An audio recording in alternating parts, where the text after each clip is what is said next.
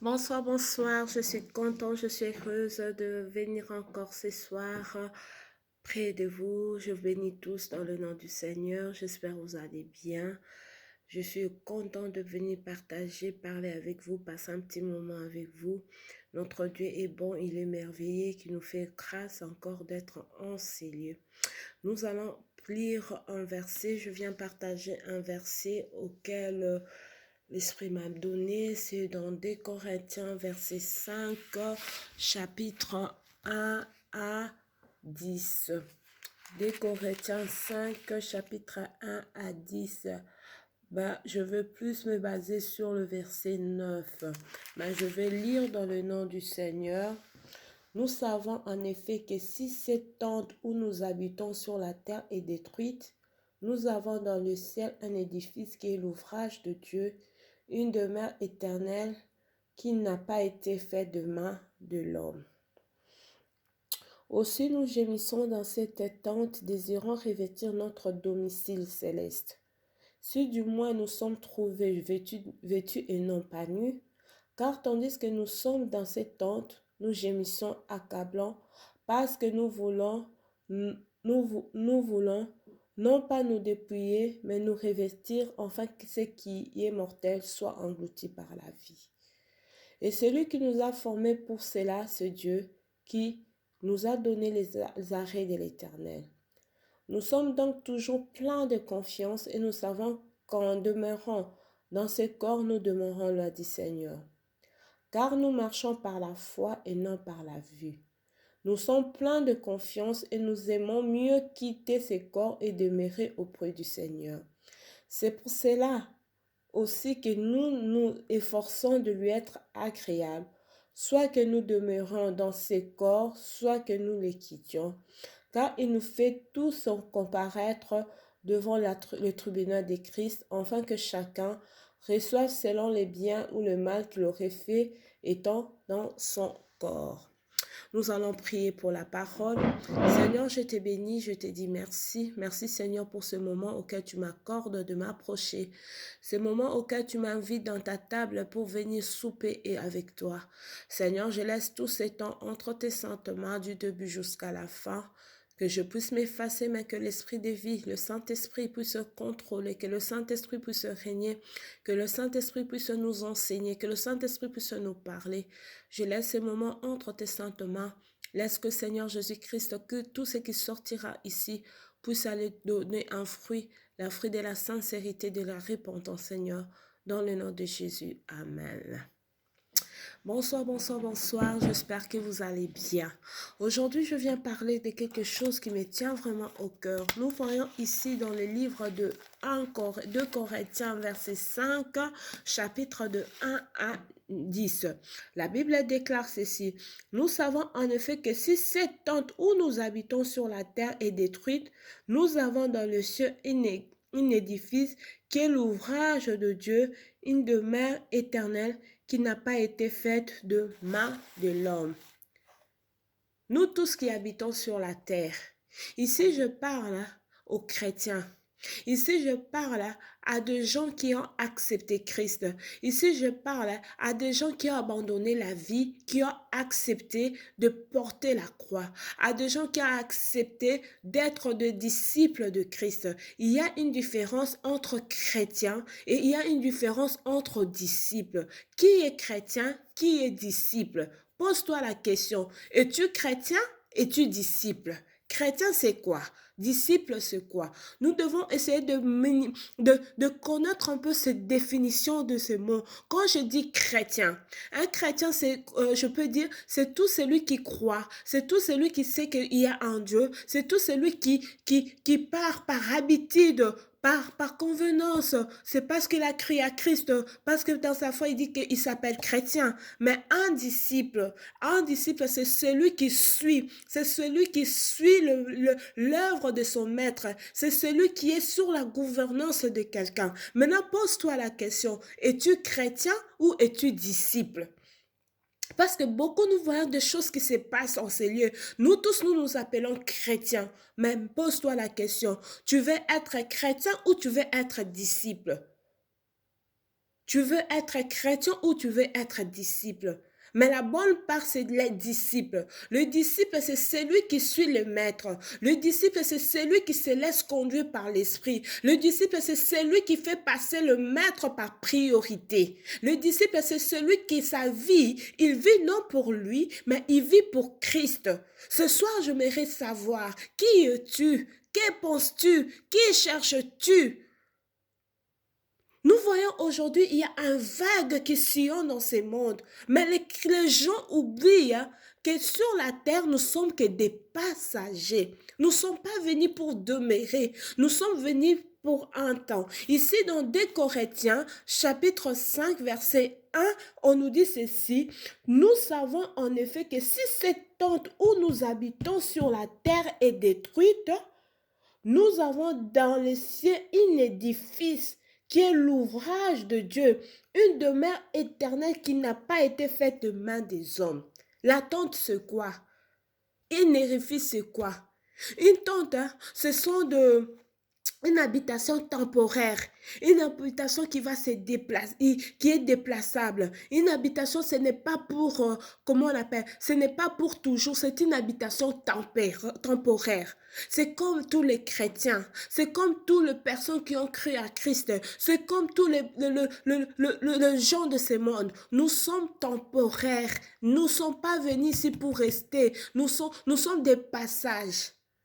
Même si la maison ou la tente est détruite, la Bible déclare, il y a un édifice là-bas, un ouvrage de la main de Dieu qui n'a pas été fait de la main des hommes. Les maisons ici sont faites par les hommes, mais là aux cieux, Dieu a réservé un édifice, un bâtiment, une maison, une grande demeure pour toi. Maintenant, je mérite savoir. Pose-toi la question. Tu veux t'attacher à la tente qui est remplaçable, qui n'est pas éternelle. Tu veux t'attacher à des choses qui sont destructibles. Tu veux t'attacher à des choses qui ne vont pas t'amener de loin. Pose-toi des bonnes questions. Dans le verset D, la Bible déclare, « Ici, nous gémissons dans cette tente, désirant revêtir notre domicile céleste. » Nous gémissions. C'est quoi gémir? Comme il est là. Tu gémis dans cette tente, dans ce corps, dans cette terre. Tu es en train de gémir. Tu veux revêtir l'habitant céleste. Si au moins nous sommes trouvés vêtus ou non pas vêtus. Waouh! J'aime bien ce verset. Si au moins nous sommes trouvés vêtus et non vêtus. Quand Dieu viendra, il va te trouver, tu as des vêtements ou tu es nu. Quand Dieu va venir sur la terre pour récupérer son église, comment est-ce qu'il va te trouver? Ici, on dit, nous sommes en train de gémir. Nous tous, on veut aller au ciel. Nous tous, on veut aller auprès du Père. Maintenant, quand Dieu viendra, il va te trouver avec des vêtements ou bien il va te trouver nu. Pose-toi la question. Ici, dans le verset 3, on me dit, si du moins nous sommes trouvés vêtus ou non pas vêtus. C'est quoi vêtu? C'est quoi n'est pas vêtu? C'est quoi être nu? Pose-toi la question. Un chrétien qui est habillé et un chrétien qui est nu.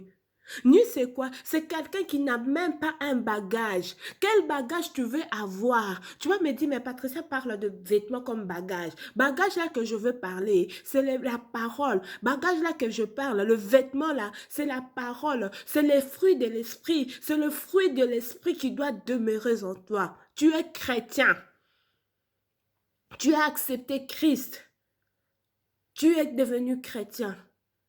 Mais pourquoi tu n'avances pas? Pourquoi tu demeures chrétien nu? Quand je dis chrétien nu, je dis aux chrétiens qui restent dans les statiques des chrétiens sans pour autant bouger. Quand je dis chrétien nu, je considère les chrétiens nus comme des chrétiens qui sont là, des rabbis ne changent pas. Dans la bouche, ils disent que je suis chrétien, mais dans la réalité, ils ne font rien. Deux fois, mon mari me dit, Patricia, moi je suis chrétien. Oui, tu es chrétien, mon mari. Mais tu fais quoi? Rien. C'est je suis chrétien non croyant. Il ajoute, je suis chrétien non croyant. Cela veut dire quoi? Il croit en Jésus-Christ, mais il n'est pas pratiquant. C'est beaucoup de chrétiens, nous sommes pareils. Nous croyons à Christ, mais nous ne pratiquons pas. Or, Dieu a besoin que quand toi tu reçois, quand il vient frapper à ta porte, et que tu reçois cette parole, ne les garde pas pour toi, ne reste pas égoïste. Fais que cette parole que tu as reçue puisse produire un fruit, fais que cette parole-là puisse te donner un vêtement de gloire, que cette parole-là que tu vas aller et qui va te changer de chrétien en disciple. Cela veut dire quoi? Tu ne resteras plus bébé, tu vas commencer à avancer. Petit à petit, tu vas commencer à mettre en pratique l'œuvre de l'Éternel. Petit à petit, tu vas commencer à refléter la gloire de Dieu. Dieu va te trouver comment? Comment est-ce que Dieu te trouvera dans ce monde? Comment est-ce que Dieu va te trouver? Auras-tu de vêtements ou seras-tu nu? Pose-toi la question. Quand Dieu va venir aujourd'hui, serai-je avec des vêtements ou serai-je nu? Dans le verset 4, la Bible a dit, « Car tandis que nous sommes dans cette tente, nous gémissons, acclamés, parce que nous voulons non pour nous dépouiller, mais nous revêtir, afin que ce qui est mortel soit englouti par la vie. Car tandis que nous sommes dans cette tente, nous gémissons, accablant, parce que nous voulons non pas nous dépouiller, mais nous revêtir, enfin que ce qui est mortel soit englouti par la vie. Accablés. Nous voulons la vie, mais nous ne voulons pas être dépouillés. Nous voulons la bénédiction, mais nous ne voulons pas enlever les abyssales. Nous voulons la bénédiction, nous ne voulons pas changer de caractère. Nous voulons la bénédiction, nous ne voulons pas enlever l'hypocrisie. Nous voulons la bénédiction, nous ne voulons pas enlever les mensonges. Nous voulons la bénédiction, nous ne voulons pas calomnier les gens, nous ne voulons pas les laisser ça. Combien nous sommes des chrétiens, comment nous sommes des mauvais. Combien nous devons entrer dans des distractions. Aujourd'hui, c'est triste dans ce monde voir que les chrétiens sont les premières personnes qui entrent dans les distractions, qu'ils oublient au lieu de s'élever. C'est vraiment triste quand tu vois ce qui se passe sur Facebook, quand tu vois ce qui se passe sur le réseau. Ce n'est pas possible. Comment est-ce qu'un chrétien peut rester dans des choses inutiles? Comment est-ce qu'un chrétien ne peut pas comprendre que non, l'ennemi a frappé? Au lieu que je demeure dans des choses inutiles, je dois m'élever pour prier pour ces gens. Comment est-ce que... Oh Seigneur, nous sommes là les premiers à chercher les vidéos de Moïse. Nous sommes là les premiers à parler de trucs de Mike Alambay. Nous sommes là les premiers à parler de trucs de Michel. Oui, ils ont péché. Oui, peu importe qu'ils ont eu péché. Mais vous ne savez pas quelle alliance ces hommes ont fait avec leur Dieu. David a fait tuer un homme. David a tué un homme pour la maman de Salomon. David, cet homme-là, il a fait tuer un homme. Mais quand Dieu est allé, quand Dieu a envoyé Nathan vers lui, Nathan lui a parlé, David a reconnu. David a reconnu. Qu'est-ce que David a fait? Il a reconnu ses péchés et il a demandé pardon. Ce Dieu-là, après, qu'est-ce que Dieu l'a fait? Dieu-là est resté avec son alliance. Vous ne savez pas quelles sont les alliances que ces hommes-là ont fait avec Dieu. Peu importe ce qu'ils ont fait, mais pourquoi tu ne peux pas prendre ton temps pour prier pour ces hommes-là? Pourquoi tu entres dans la distraction? Pourquoi le diable peut jouer avec les hommes? Aujourd'hui, nous avons donné congé aux démons. Aujourd'hui, ce n'est plus le démon qui est en train de combattre les hommes de Dieu, mais aujourd'hui, c'est nous-mêmes qui appelons chrétiens que nous combattons les hommes de Dieu. Peu importe ce qu'ils ont fait, c'est mal. Mais entre dans ta chambre, prie. Même la Bible nous demande de prier pour les serviteurs. Entre dans la chambre, prie. Ce sont des hommes comme toi et moi. Toi, tu es saint. Toi, tu peux te regarder dans un miroir et te trouver que tu es saint. Tu peux te regarder dans un miroir et dire que tu n'as jamais péché. Non, mais arrêtez. Ressaisissez-vous. Pourquoi vous entrez dans des distractions inutiles? Pourquoi nous passons notre temps dans des choses qui vont nous ramener la mort? Pourquoi nous enfonçons les clous? Qui t'a nommé juge pour aller juger ton frère? Mais entre dans la prière, prie. Demande à Dieu pardon, demande à Dieu, le Dieu de miséricorde. Nathan, quand Dieu lui a révélé ce que David avait fait, Nathan est allé vers David. Il lui a dit, tu as péché. Et David a reconnu. Toi, si tu sais que David a péché, si tu sais que Moïse Michel Bakken a péché, mais va, prie pour lui, prie que Dieu puisse aller toucher, prie que Dieu puisse aller lui aider, afin qu'il reconnaisse, afin qu'il puisse se demander et puis continuer la vie. Pourquoi tu dois commencer à prendre la publicité? Pourquoi ça devient un sujet? Qu'est-ce que nous avons dans la tête? Pourquoi nous entrons dans des distractions? Pourquoi nous entrons dans des distractions? Pourquoi le diable nous fait dormir dans un sommeil spirituel? Arrête, arrête, arrête, arrête. Arrête. Arrête, arrête, arrête, arrête. Peuple de Dieu, arrête. Peuple de Dieu, arrête. Si réellement vous priez, si réellement tu cherches Dieu, le Saint-Esprit te montrera qu'il y a un vent qui est en train de tourmenter pour éloigner le peuple de ce Dieu. Mais si toi tu cries, si toi tu pries, tu n'auras pas le temps de manigancer, de faire la propagande de ces choses. Tu vas entrer dans le lieu secret pour pleurer pour les serviteurs de Dieu. Tu vas entrer dans le lieu secret pour demander à Dieu, le Dieu de bonté, pour aller toucher ses serviteurs afin qu'ils rentrent dans la raison, au lieu de faire les propagandes, au lieu de tuer au lieu de leur crucifier. Revenons, revenons, revenons. Revenons à ce Dieu-là. Arrêtons le temps de faire des propagandes. Arrêtons. Même moi qui parle là, je ne suis pas parfaite. Je ne suis pas parfaite. Aujourd'hui, je peux aussi faire quelque chose qui n'est pas bien. Réprimander, aller prier, demander à Dieu de nous aider, afin de bien reconnaître ce que Christ est là. Dans le verset 5, la Bible a dit ceci. C'est lui qui nous a formés pour cela, c'est Dieu qui nous a donné l'arc de l'Esprit. Le Saint-Esprit qui est en nous, on n'a rien fait pour le mériter. C'est Dieu qui nous a donné. Que fais-tu de cet esprit que Dieu t'a donné? Que fais-tu de l'esprit que Dieu t'a laissé? Que fais-tu de l'héritage que Jésus-Christ a dit, il me serait avantageux que je m'en aille? Ton corps est le temple de Christ. Ton corps est le temple de Christ. Qu'est-ce que tu fais? Qu'est-ce que tu manigances? Nous sommes donc toujours pleins de confiance et nous savons qu'en demeurant dans ce corps, nous demeurons là, dit Seigneur. Car nous marchons par la foi et non par la vue. Nous marchons par la foi et non par la vue. Aujourd'hui, nous commençons à regarder la vue. Tu marches par la foi ou par la vue? Tu marches pour que les gens puissent t'acclamer? Tu marches pour que les gens puissent te trouver saint? Même si les gens te trouvent saint, mais si Dieu, tu n'es pas saint, à quoi sert de prier? À quoi sert de chercher Dieu? À quoi sert? Revenons à ce Dieu qui nous aime. Revenons à ce Dieu. Revenons à Dieu.